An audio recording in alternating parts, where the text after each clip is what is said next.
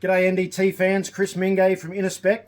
I've just want to show you a quick demo of our defect sizing tool using medium range ultrasonics with the 𝗪𝗡 VOLTA.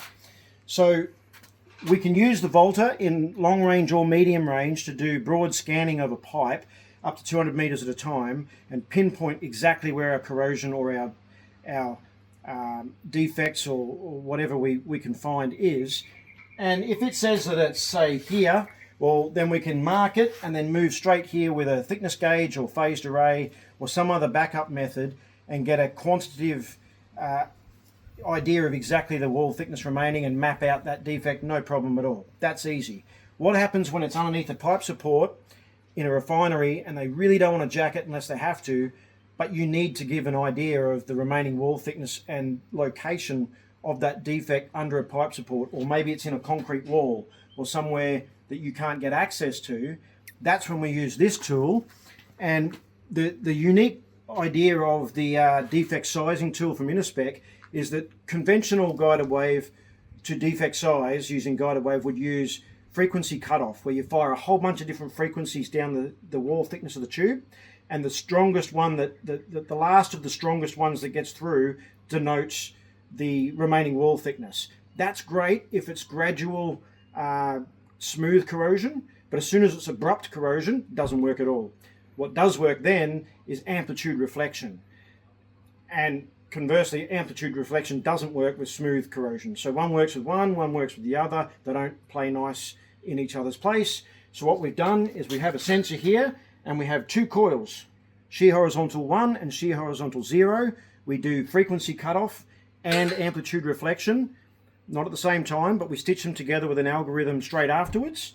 So I'll quickly run through. If you have a look under here, I've got 1, 2, 3, 4, 5, 6, 7 shallow drilled holes rounded out between 40 and 60% remaining wall thickness. And over here I've got a grind out, and there's a small hole drilled there, about 50% remaining wall thickness, but most of it's about 30% in that grind out. So we're going to pretend that they're inaccessible under a pipe support, and we've put this strip of magneto-strictive strip across the top.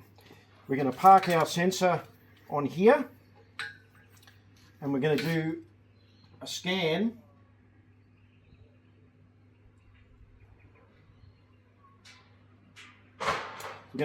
across here and set all our parameters.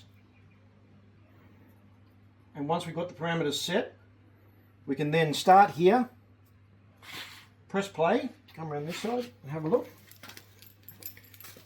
And as we roll across the top of these defects, we can see them forming there. Then we stop.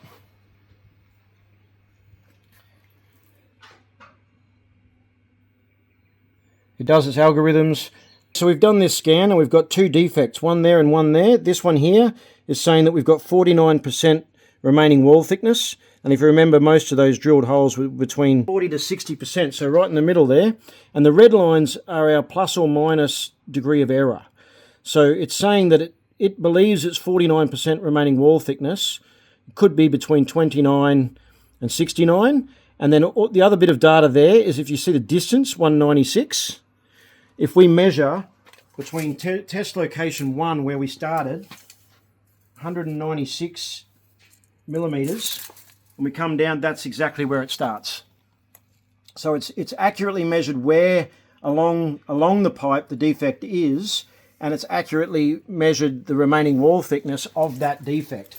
And if we come along to this smaller defect here, it says 69% remaining wall thickness, and that it's 420 or 419 millimeters along, and that's about right there too. It's pretty much exact where it starts there at 419. So that's our second defect. So while this is not a quantitative exact science, we believe it's the best you're going to get in the world because you've combined frequency cutoff and amplitude correction in both into the one scan. So there's a few more steps that I've got to do with that, but that's basically the crux of it. I can then report on that. It'll tell me the exact dimensions and wall thicknesses and how far along they are. And it pumps out a PDF report that you can just email yourself. Thanks very much for listening.